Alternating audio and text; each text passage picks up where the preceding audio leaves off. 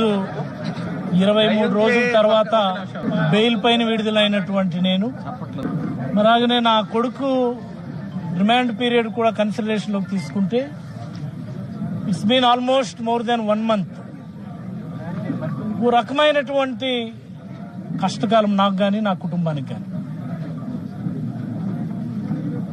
మరి ఈరోజు దేవుడి దయ వల్ల గౌరవ కోర్టుల వారు బెయిల్ మంజూరు చేసి నన్ను విడుదల చేయటం, నన్ను ఆప్యాయంగా ఆహ్వానించి మళ్ళీ కార్యకర్తలందరితో ఇంటరాక్ట్ అయ్యేటటువంటి అవకాశం కల్పించినటువంటి జిల్లా పెద్దలు, జిల్లా పార్టీ అధ్యక్షులు వారు ధర్మాన కృష్ణదాస్ గారు, పెద్దలు మాజీ మంత్రివర్యులు ధర్మాన ప్రసాదరావు గారు, వివిధ నియోజకవర్గాల నుంచి ఇక్కడికి విచ్చేసినటువంటి వివిధ హోదాల్లో ఉన్నటువంటి వైఎస్ఆర్ కాంగ్రెస్ పార్టీ నాయకుగణం, సోదరుడు తిలక్ గారు, ఇతరత్రా పెద్దలు, మా నియోజకవర్గం వివిధ గ్రామాల నుంచి విచ్చేసినటువంటి వివిధ స్థాయిలో ఉన్నటువంటి కార్యకర్తలు, నాయకులు. ఈ సందర్భంగా నేను కష్ట సమయంలో ఉన్నప్పుడు, నా కుటుంబం కష్టాల్లో ఉన్నప్పుడు అంత దూరం నుంచి ఇక్కడ విచ్చేసినటువంటి మా పార్టీ అధ్యక్షులు, former chief minister Shri YS Jaganmohan Reddy గారికి నేను ఒకసారి చేతులెత్తి ధన్యవాదాలు తెలియజేయదలుచుకున్నాను. రాజకీయాల్లో అనేక సార్లు అనిపిస్తుంటుంది, ఈ రాజకీయ ఒత్తిడిలోను, లక్ష్యాల సాధనలోను, ప్రజల తరపున పోరాటాలు చేసినటువంటి అనేక సందర్భాల్లో కొన్నిసార్లు పాజిటివ్ గాను, కొన్నిసార్లు నెగిటివ్ గాను కూడా అనిపించేటటువంటి సందర్భంలో ఒకసారి అనిపిస్తుంది. అసలు ఈరోజు నాకు చాలా గర్వంగా నేను ఫీల్ అవుతున్నాను. ఈ ప్రభుత్వం, ఈ కూటమి నాయకులు కూడబలుక్కొని ఒక యాక్సిడెంట్ని, ఒక సాధారణమైనటువంటి యాక్సిడెంట్ని నేరపూరిత హత్య అంటూ హత్యాయత్నం కేసులు పెట్టి జైలుకి నన్ను పంపించినటువంటి సందర్భం. ఈ రాష్ట్రంలో ఆ చివరి నుండి ఈ చివరి వరకు కూడా ఉన్నటువంటి ప్రతి వైఎస్ఆర్ కాంగ్రెస్ పార్టీ కార్యకర్త గొంతెత్తిది అక్రమము అని చెప్పి మాట్లాడినటువంటి సందర్భం చాలా గర్వంగా అనిపించింది. Not only YSR Congress party, ఈ రాష్ట్రంలో రాజకీయాల్ని క్లోజ్ గా అబ్జర్వ్ చేసేటటువంటి అన్ని వర్గాల వాళ్ళు, ఉద్యోగ వర్గం, తటస్థ వర్గం, మేధావి వర్గం, రాజకీయాలను ప్రభావితం చేయగలిగేటటువంటి అన్ని వర్గాల ప్రజలు కూడా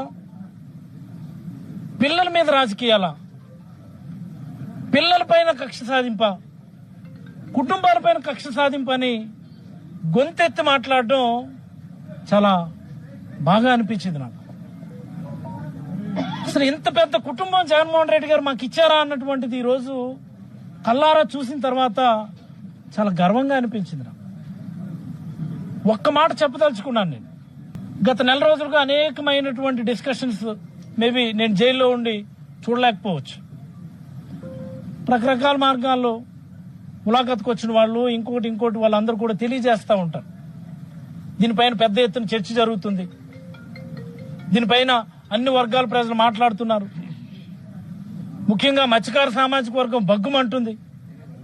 అన్ని దగ్గర కూడా నిరసన కార్యక్రమాలు చేస్తున్నారు, అన్ని దగ్గర కూడా పెద్ద ఎత్తున దీనిపైన నోరు తెరిచి మాట్లాడుతున్నారు అన్నటువంటి మాటలు విన్నప్పుడు మనకి రకరకాల మార్గాల్లో ఇదేదో పోలీసులు తప్పుడు కేసులు పెట్టారని చాలా మంది అంటూ ఉంటారు. నేను దాంతో ఏకీభవించను. పోలీసులు కూడా, మా స్థానిక స్టేషన్లో ఉన్న పోలీసుల నుంచి జిల్లా స్థాయిలో ఉన్నటువంటి పోలీసుల వరకు కూడా అందరూ కూడా సహాయమే చేశారు. మన కేసు ఏంటో అదే చేశారు, దానికి సంబంధించినటువంటి సెక్షన్లతోనే పెట్టారు. బట్ ఈ ప్రభుత్వం నా మీద ఏంటి, రాష్ట్రంలో ఉన్నటువంటి వైఎస్ఆర్ కాంగ్రెస్ పార్టీ నాయకులందరి మీద కూడా ఓ రకమైనటువంటి కక్ష కట్టున్నారు. అభద్రతా భావం వల్ల వచ్చినటువంటి కక్ష అది. రాజకీయాల్లో తొక్కేసి అనగదొక్కి మళ్లీ అధికారాన్ని చేజిక్కించుకోవాలన్నటువంటి ఆతృతతో చేస్తున్నటువంటి ఆకృత్యాల్లో భాగంగా జరిగింది.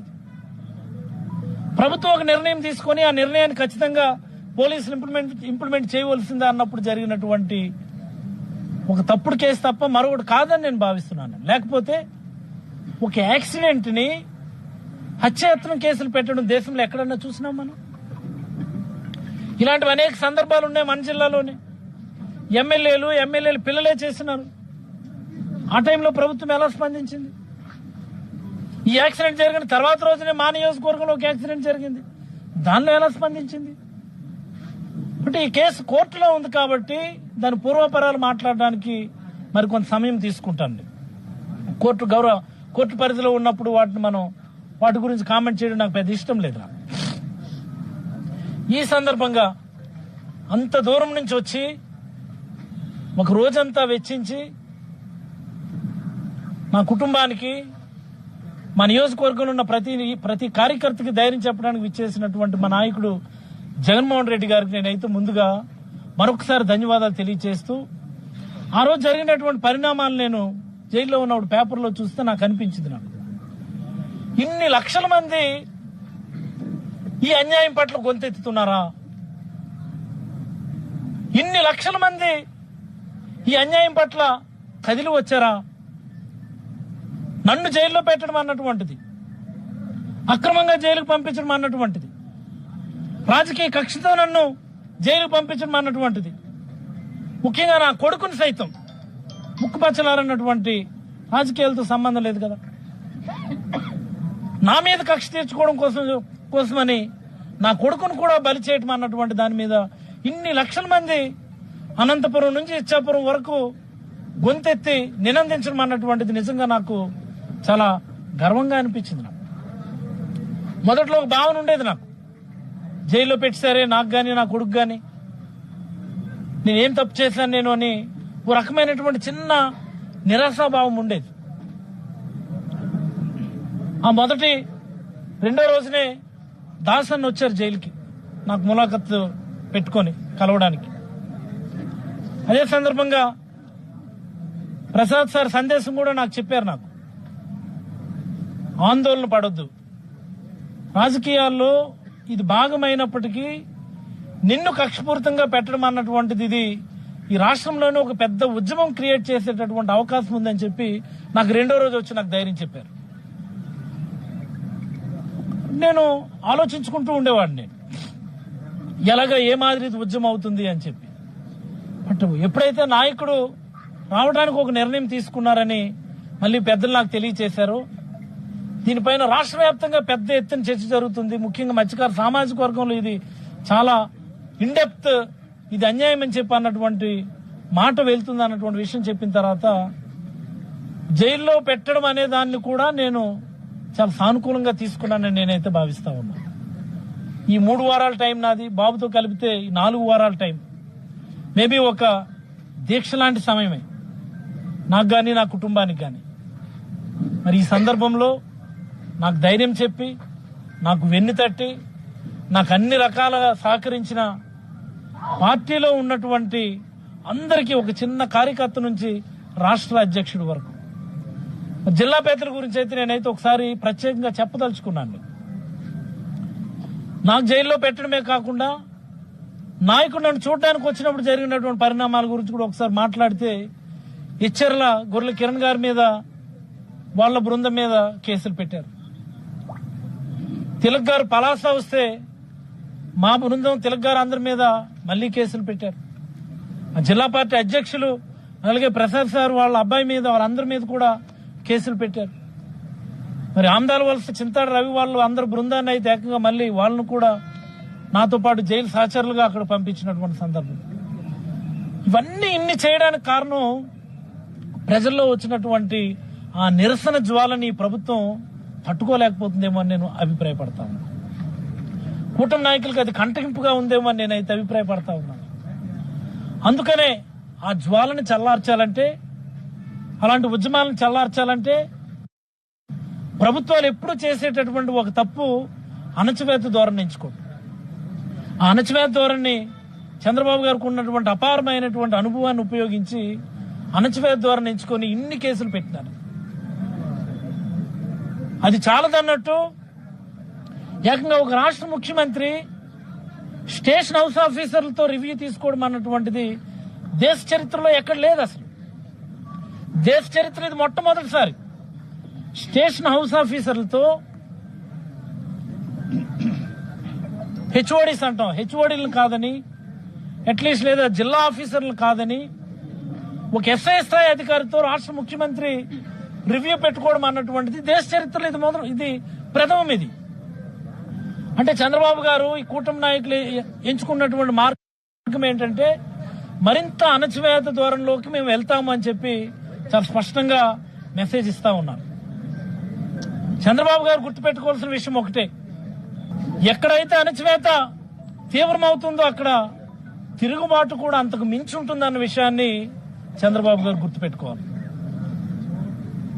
ఇప్పటికే రాష్ట్ర వ్యాప్తంగా రాష్ట్ర ప్రజల్లో ఉన్నటువంటి తిరుగుబాటు స్వరాలు మనం వింటూనే ఉన్నాం.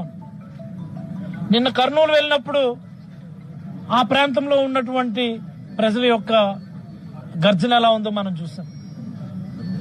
అంతకుముందు దేవరపల్లి రాజమండ్రి వచ్చినప్పుడు రైతుల్లో గర్జన ఎలా ఉందో చూసాం మనం. మరి మన ఉత్తరాంధ్ర ప్రాంతానికి వచ్చినప్పుడు ఇంత సుదీర్ఘమైనటువంటి హైవేలో ఒక రోడ్ షో అన్నటువంటిది నాకు తెలిసి దేశ నాయకుడు ఎవ్వరు కూడాను చేయలేనటువంటి ఒక గొప్ప యాత్ర అది. ఇవన్నీ ప్రజల్లో ఉన్నటువంటి ఆ నిరసన స్వరానికి ఓ నిదర్శనంగానే మనం భావించాలి. వైఎస్ఆర్ కాంగ్రెస్ పార్టీకి మరి ముఖ్యంగా ఈ రాష్ట్రంలో ఉన్నటువంటి సాధారణ ప్రజలకి మంచి రోజులు వచ్చినట్టే మనం భావించాలి.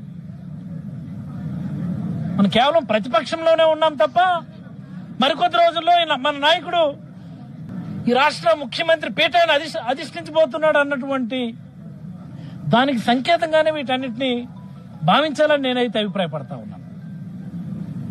నేను జైలుకి వెళ్ళాను అన్నటువంటి మాటే గాని నా కోసం ఇంతమంది మా నియోజకవర్గంలో ఉన్న పెద్దలు, జిల్లాలో ఉన్నటువంటి పెద్దలు, రాష్ట్రంలో ఉన్నటువంటి అన్ని వర్గాల వాళ్ళు, మరి మా నాయకుడు, ముఖ్యంగా తటస్థ వర్గాలు ఇంత పెద్ద ఎత్తున గొంతెత్తి మాట్లాడతారని నేను ఒరిజినల్ గా అయితే నేను ఊహించలేదు. రాజకీయాల్లో నేనైతే ఒక రకంగా చెప్పాలి అంటే ధన్యుడిని నేనైతే అభిప్రాయపడతా ఉన్నా. ఓ రకమైనటువంటిది ధన్యవాదాలు చెప్పడానికి నేను ఈ రోజు మీ ముందు కూర్చున్నానని నేనైతే అభిప్రాయపడతా ఉన్నాను.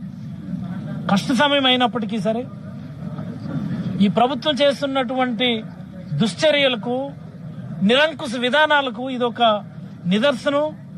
దీనిపైన ప్రజల్లో ఉన్నటువంటి నిరసన స్వరానికి ఇదొక ఎగ్జాంపులరీగా నిలబడిందని నేనైతే అభిప్రాయపడుతూ నాకు ధైర్యం చెప్పి వెన్ను తట్టి నిలబడి ప్రోత్సహించి ధైర్యం చెప్పినటువంటి అందరికీ కూడా మరొక్క మారు చేతులు జోడించి ధన్యవాదాలు తెలియజేస్తూ, చివరిగా మీడియా మిత్రులు, మొదటి రోజు నుంచి కూడా వాస్తవాలను ప్రజల ముందు ఉంచడానికి మీడియా పీపుల్ చేసినటువంటి ఈ ప్రయత్నం నాకు మరింత శక్తిని, బలాన్ని ఇచ్చిందని నేనైతే అభిప్రాయపడుతూ సెలవు తీసుకుంటూ ఉన్నా.